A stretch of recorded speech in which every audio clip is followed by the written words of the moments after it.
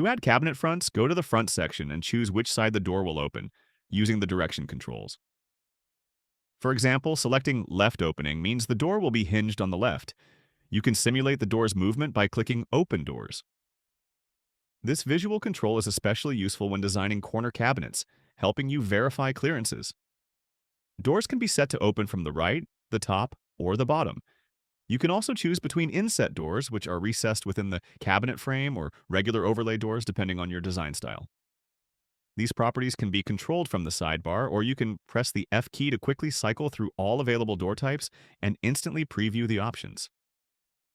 Just like with other cabinet components, front thickness can be adjusted independently of the main cabinet. The gap setting defines how much smaller the front will be compared to the cabinet dimensions. For example, with a 2 mm gap on a 600 mm wide cabinet, the door will be 596 mm wide, leaving a 2 mm reveal around the edges.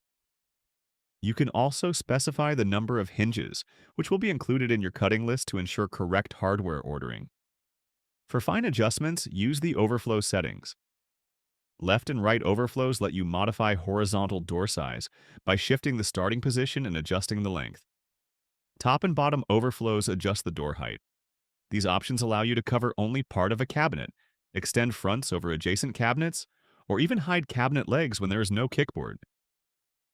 With these settings, you can fully customize the look and functionality of your cabinet doors while ensuring proper fit in your design.